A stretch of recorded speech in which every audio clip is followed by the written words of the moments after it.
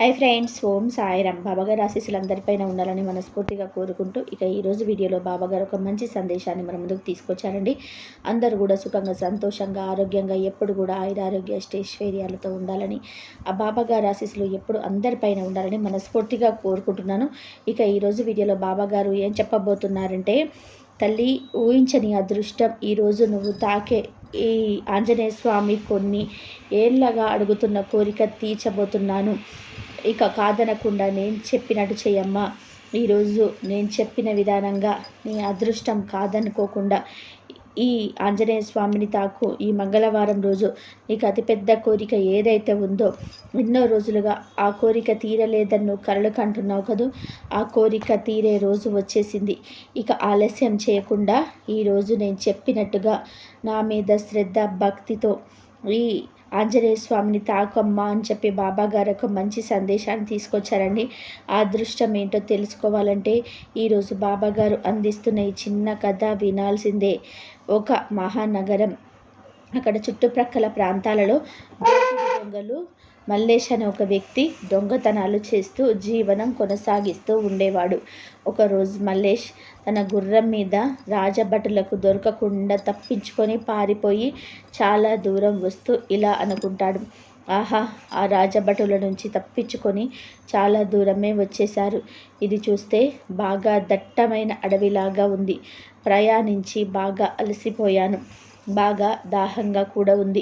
ఇక్కడ దరిదాపులో ఎక్కడ నీరనేది లేకున్నట్టుగా ఉంది. అమ్మయ్య, ఇక్కడ ఒక పెద్ద చెట్టు ఉంది. ఇక ప్రయాణించడం నా వల్ల కాదు. అలా వెళ్ళి కాసేపు విశ్రాంతి తీసుకుంటాను అని చెప్పి మల్లేష్ ఒక బెండ చెట్టు క్రింద విశ్రాంతి తీసుకుంటూ ఉంటాడు. అతను కూర్చున్న ప్రక్కనే ఒక శివలింగం కూడా ఉంటుంది. అయ్యా మహదేవ, నన్ను అందరూ గజదొంగ అంటున్నారు. నేను చేసేదేముంది? నా కోసం ఒక బంగారు కాసు కూడా ఉంచుకోకుండా పేదవారికి, అభాగ్యులకు పంచిపెడుతున్నాను. అన్యాయంగా సంపాదించే వారిని దోచుకోవడమే నేను చేసే నేరమైతే ఇంకా అలాంటి వారిని దోచుకోవడానికి నేను ఎప్పుడూ కూడా వెనకాడను. అలా కొంతసేపు విశ్రాంతి తీసుకున్నాడు. ఇలా మనసులో మాట్లాడుకుంటూ ఉంటాడు. కొంతసేపు అటు ఇటు తిరుగుతాడు.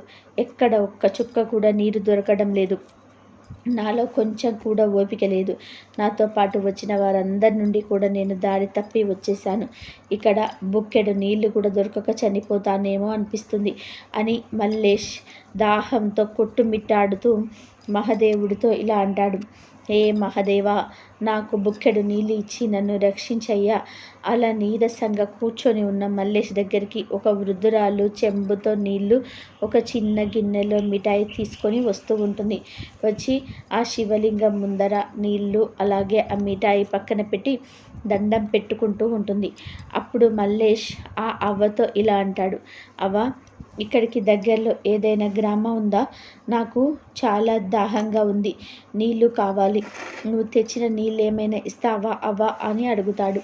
అప్పుడు ఆ అవ్వ ఇలా చెప్తుంది, అయ్యా, నా మనసులో ఉన్న ఆవేదన నీకేం తెలుసు? ఏమని చెప్పను? నేను మృత్యువుకి దగ్గరలోనే ఉన్నాను.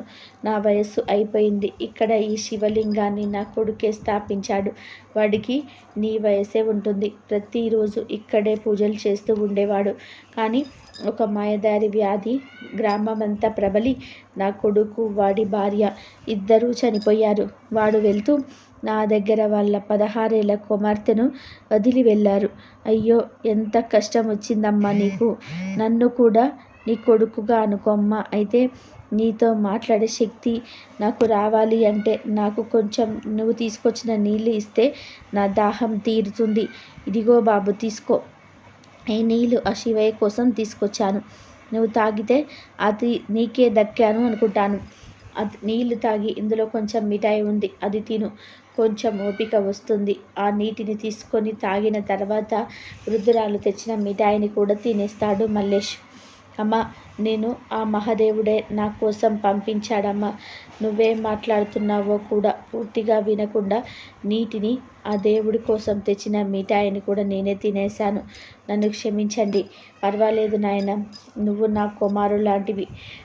బాబు, నీ ద్వారా ఆ పరమేశ్వరుడే స్వీకరించాడు అనుకుంటాలే. అవునమ్మా, పోయిన నీ కొడుకు కోడలు గురించి ఎందుకు ఇంకా దుఃఖిస్తున్నారు చెప్పండి. బాధపడకండి, వాళ్ళ ఆయువు తీరి వెళ్ళిపోయారు అనుకోండి. నేను నీ కొడుకు అనుకో. అప్పుడు ఆ అవ్వ ఇలా అంటుంది, వారు చనిపోయి 2 సంవత్సరాలు అయింది బాబు. వారి గురించి కన్నా పెళ్ళిడికొచ్చిన నా మనవరాలు గురించి నేను బాధపడుతున్నా. రేపు రాబోయే నెలలోనే దానిని వివాహం కుదిరింది. కానీ నా దగ్గర చిల్లి గవ్వ కూడా లేదు. ఆ పెళ్ళి నేను చేయగలనా లేదా అని నేను బాధపడుతున్నాను బాబు. అన్నిటికీ ఆ పరమేశ్వరుడు ఉన్నాడని ప్రతిరోజు ఇక్కడికి వచ్చి నా బాధని చెప్పుకుంటూ ఉంటాను. అవ్వ, నీ మనవరాలి పెళ్లి గురించి ఇంకెప్పుడు బాధపడవద్దు. ఆ మహాదేవుడే మన ఇద్దరిని ఇక్కడ కలిపాడు అనుకో. ఆ అమ్మాయి వివాహం అనేది ఏదైనా ఖరారు అయిందా? వచ్చే నెల దశమి రోజు బాబు. ఇంకా 20 రోజుల సమయం ఉంది. మీరు వివాహానికి అన్ని ఏర్పాట్లు చేసుకోండి. ఆ రోజు నేను తప్పకుండా వస్తాను. నేను నీకు మాట ఇస్తున్నానమ్మా. ఆ వివాహాన్ని దగ్గరుండి జరిపిస్తా. నేను ఒకసారి మాటిస్తే నా ప్రాణం పోయిన మాట తప్పను. ఆ మహాదేవుడు పంపిన కొడుకు అనుకో అమ్మా. వివాహ లాంఛనాలు మీకు వివాహానికి ముందే అందుతాయి. మీకు ఇక నువ్వు నిశ్చింతగా ఉండు. మిగతావన్నీ నేను చూసుకుంటా, సరేనా? ఆ పరమేశ్వరుడు ఇక్కడికి వచ్చి నాకు మాట ఇచ్చినట్టు ఉంది బాబు. నా ఇల్లు ఈ పక్కన ఉన్న ఊరిలోనే. ఎలాగో భోజనం సమయం అయింది. వచ్చి కాస్త ఎంగిలిపడు వెళ్ళు బాబు. నీకు పుణ్యం ఉంటుంది. నేను ఇలా ఊర్లోకి రాలేనమ్మా. నన్ను ఈ లోకం ఒక గజ దొంగగా ముద్ర వేసింది. ప్రజలకు అన్యాయం చేసి సంపాదించిన వారి వద్ద నుంచి నేను దోచుకొని పేద సాధకులకు పంచడమే నేను చేసిన నేరం. నన్ను పట్టించిన వారికి 1000 వరహాలు ఇస్తామని ప్రభుత్వం వారు ప్రకటన కూడా జారీ చేశారు. అందుకే నీతో రాలేకపోతున్నా. వివాహానికి తప్పకుండా వస్తాను. సరే నాయనా, నువ్వు జాగ్రత్తగా ఉండు. ఇక నేను నిశ్చింతగా వెళ్ళి వస్తా.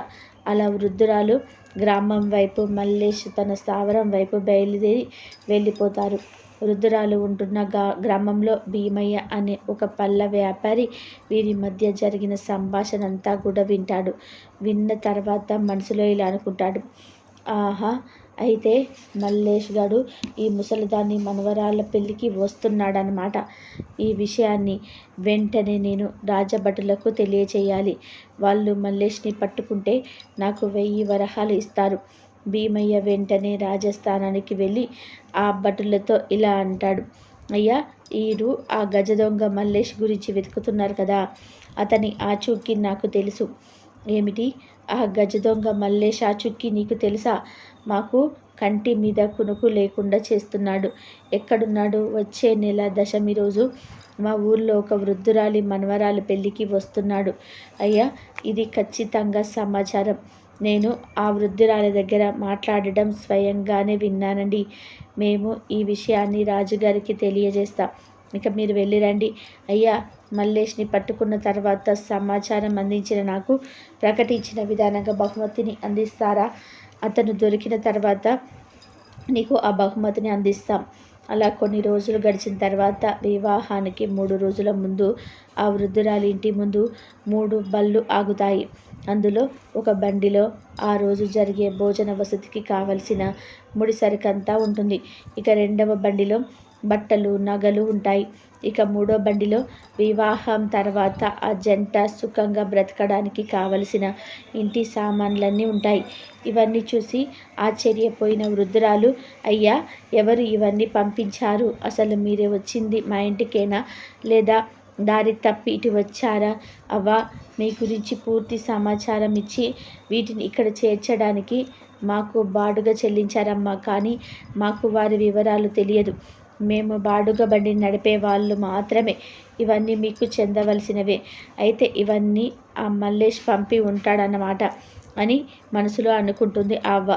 మాట తప్పని వ్యక్తి. తప్పకుండా మనవరాల పెళ్ళికి కూడా అతను వస్తాడనమాట.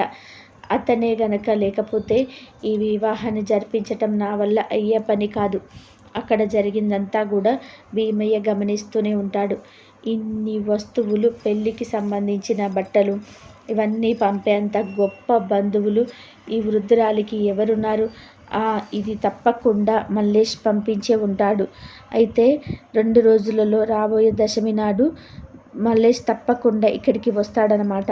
ఈ సమాచారాన్ని రాజపరివారానికి తెలియచేయాలి అని మనసులో అనుకుంటాడు భీమయ్య. అలా భీమయ్య జరిగిన విషయములు అంతా కూడా రాజభట్లకు వెళ్ళి తెలియజేస్తాడు. ఈ సమాచారాన్ని మేము వెంటనే రాజుగారికి తెలియజేస్తాను. ఎలాగైనా సరే బంధించాల్సిందే. ఈ అవకాశం తప్పితే మళ్ళీ వారిని పట్టుకోవడం తప్పినట్టే.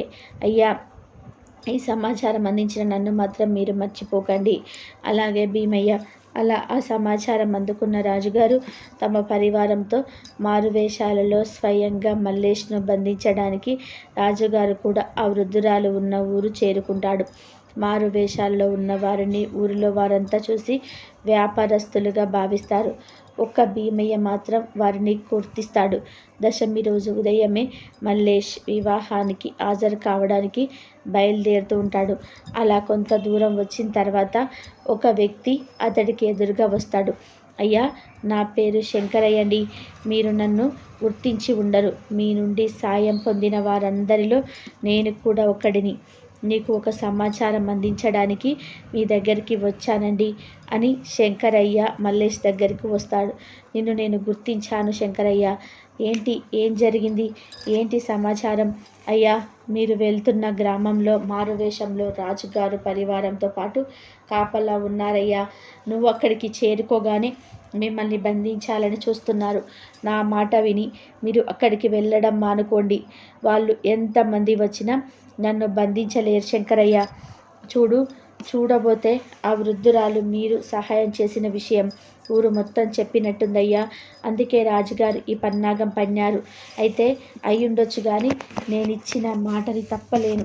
ఆ రోజు ఆ అవ్వ గనక మంచినీళ్ళు ఇచ్చి ఉండకపోతే నేను అక్కడే చనిపోయేవాడిని. అటువంటి ఆ అవ్వ రుణం తీర్చుకోవాల్సిందే. అందుకే నా ప్రాణం పోయినా నేను లెక్క చేయను. నన్ను కలిసినట్టు ఎవ్వరికీ చెప్పకు. నువ్వు ప్రమాదంలో పడే అవకాశం ఉంది. అలా శంకరయ్య ఎంత చెప్పినా వినకుండా ఆ అవ్వ ఇంటికి బయలుదేరి వెళ్తాడు మల్లేష్. అయ్యా, నువ్వు సమయానికి వచ్చావు. వివాహం జరగడానికి ఎటువంటి ఆటంకము లేకుండా అన్ని ముందుగానే పంపావు. ఇచ్చిన మాట కోసం ఎంతో కష్టపడి ఇక్కడి వరకు వచ్చావు. నాకు కష్టమేముందమ్మా? నా కూతురు పెళ్ళికి నేను కన్యాదానం చేయాలి కదా, అందుకే వచ్చాను. అలా కన్యాదానం చేసిన తర్వాత మల్లేష్ అక్కడి నుండి బయటకు వెళ్తూ ఉండగా, అప్పుడే బయలుదేరదాం ఏంటి బాబు? భోజనం చేసి వెళ్ళు బాబు. నాకు మీ అభిమానం చూసి కడుపు నిండిపోయిందమ్మా. ఇక్కడ నేను ఎక్కువసేపు ఉంటే మీరు ప్రమాదంలో పడే అవకాశం ఉంది. ఇక నేను బయలుదేరుతాను. జాగ్రత్తగా వెళ్ళు బాబు. నువ్వు గజ దొంగవని రాజపరివారం మళ్ళీ నీ మీద దాడి చేస్తారేమో. అలా మల్లేష్ అక్కడి నుండి బయటకు రాగానే, మల్లేష్, ఇన్ని రోజులుగా తప్పించుకొని తిరుగుతున్నావు. ఇక మా నుండి తప్పించుకోలేవు. మర్యాదగా మాకు లొంగిపో. చెరసాలలో ఉన్న బతికి ఉంటావు, లేదంటే నేను ఇక్కడే చంపేస్తా అని మహారాజు అడ్డుపడతాడు. నన్ను పట్టుకోవడం మీ వల్ల కాని పని. నేను చేతనైతే పట్టుకోండి. అక్కడి నుండి గుర్రం మీద చాలా వేగంగా ఊరు దాటి వెళ్ళిపోతాడు మల్లేష్. ఇక రాజువారి సైన్యం అంతా కూడా అతన్ని వెంబడిస్తారు. వెనుక నుండి అతని మీద బాణాలు వేస్తారు. మల్లేష్ వాటిని తప్పించుకొని తిరుగుతూ పరిగెడతాడు. గుర్రం నడుపుతోనే వాళ్ళ మీద బాణాలు ఎక్కుపెట్టి రాజు చుట్టుపక్కల ఉన్న వారిని ఒక్కొక్కరిని వారిగా పడగొడుతూ వస్తాడు. అలా కొంత దూరం వెళ్ళిన తర్వాత రాజు వేసిన బాణానికి మల్లేష్ వెళ్తున్న గుర్రానికి గాయం అవుతుంది. అనుకోకుండా మల్లేష్ కూడా ఒక పెద్ద గోతిలో పడిపోతాడు. అక్కడికి రాజు వచ్చి ఇలా అంటాడు, మల్లేష్, ఇక నువ్వు తప్పించుకోలేవు. వెంటనే నువ్వు పైకి వచ్చి లొంగిపో. మహారాజా, ఈ కలికాలంలో మంచి చేసేవాడిని అందరూ దొంగ అని పెద్ద పెద్ద భవంతులో విలాసంగా జీవిస్తూ అమాయకులు దోచుకునే వారిని మర్యాదస్తులుగాను ఈ సమాజం గుర్తిస్తుంది. ధర్మబుద్ధి కలవారు వికారులుగా, మోసాలు చేసేవారు అధికారులుగా మారుతుంటే, పాపాత్ములు మోసం చేసేవారు మీ రాజపరివారం అందే ఉంటూ ప్రజల ధనం అధిక పన్నుల రూపంలో దోచుకుంటున్నారు. ఎదురు తిరిగిన వారిని మీకు తెలియకుండానే అంతమందిస్తున్నారు అని మల్లేష్ మహారాజుతో మాట్లాడతాడు. ఆ విషయం న్యాయబద్ధంగా తెలుసుకోవాలి, కానీ నువ్వు అందరి మీద దాడి చేసి దోచుకోవడం న్యాయం కాదు కదా అని మహారాజు అనగా, అప్పుడు మల్లేష్ ఇలా అంటాడు, నేను ఇక్కడే చస్తాను కానీ మీకు మాత్రం లొంగను. చూడు మల్లేషు, నువ్వు ఇప్పటి వరకు చేసిన యుద్ధాన్ని చూశాను. చాలా వేగంగా తెలివిగా యుద్ధం చేస్తున్నావు. నీ ధైర్య సాహసాలు నాకు చాలా బాగా నచ్చాయి. పైగా ఇచ్చిన మాట తప్పవని ఇప్పుడు వచ్చి ఆ వృద్ధురాలిని కలిసినప్పుడే తెలుసుకున్నాము. నీ వంటి వారు చనిపోకూడదు. నేను నీ ప్రాణాలు తీయను అని అభయమిస్తున్నాను. నువ్వు పైకి రా, నీకు నేను సరైన దారి చూపిస్తా. ఈ రాజ్యంలో ఉన్న మోసగాళ్ళని, పేద ప్రజలకు అన్యాయం చేసేవారిని ఎదుర్కొనేలా చేస్తాను. అప్పుడు మల్లేష్ ఇలా అంటాడు, మహారాజా, నేను మీ మాట ఎలా నమ్మగలను? పైగా పైకి రాగానే నన్ను చంపవని నమ్మడం ఎలా? చూడు మల్లేష్, నువ్వు ఆ వృద్ధురాలకి ఇచ్చిన మాట తప్పనట్టే నేను నీకిచ్చిన మాట తప్పను. నువ్వు పైకి రా. అలా మహారాజు మాటలు నమ్మి మల్లేష్ పైకి వస్తాడు. నువ్వు చేస్తున్న పనులు మంచివైనా ఇతరులను దోచుకోవడం అనేది నేరమే కదా. ఆ నేరానికి గాను నీకు కేవలం 3 మాసాల కారాగార శిక్షను మాత్రమే విధిస్తున్నాను. ఆ తర్వాత నీలాంటి వీరుడు నా సైన్యంలో రాజరక్షకుడిగా ఉండాలి. అప్పుడు నువ్వు గరుల బంధంగా నీ పోరాటాన్ని కొనసాగించుకోవచ్చు. అటువంటి మోసగాళ్ళు నా రాజ్యంలో ఉండడం నాకు కూడా అవమానమే కదా. మల్లేషు, ఇప్పటికైనా సరే నువ్వు నమ్ముతున్నావా లేదా? అయ్యా, మీరు నాకు మాట ఇచ్చినట్టే నేను మీకు మాట ఇస్తున్నాను. ఇక నుండి దొంగతనాలు మానేస్తాను.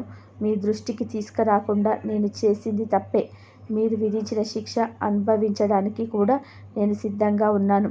నాకు ఎటువంటి అభ్యంతరము లేదు. మీరిచ్చే ఆ సైన్యాధ్యక్షుడి పదవి నాకు అక్కర్లేదు. నన్ను ఇక సామాన్యులతో కలిసి స్వేచ్ఛగా ఉండనివ్వండి. ఆ నిర్ణయం నేను నీ శిక్ష పూర్తయిపోయిన తర్వాత మాత్రమే తీసుకోగలను అని మహారాజు అంటాడు. అలా మల్లేష్ 3 నెలలు శిక్షను అనుభవించిన తర్వాత మహారాజు సైన్యాధ్యక్షుడిగా ప్రకటిస్తాడు. సైన్యాధ్యక్షుడి పదవిలో మల్లేష్ అన్యాయం చేసిన వారికి తగిన శిక్ష పడేలాగా చేస్తూ ఉంటాడు. ఆ విధంగా మల్లేష్ జీవితం ఒక గజదొంగ నుండి సైన్యాధ్యక్షుడిగా మారతాడు. ఈ కథను బట్టి బాబాగారు అందించిన గొప్ప సందేశం ఈరోజు, తల్లి, నువ్వు తాకే ఈ ఆంజనేయ స్వామి నీ జీవితాన్నే మార్చేశాడు. నువ్వు ఊహించని అదృష్టం కలుగుతుంది.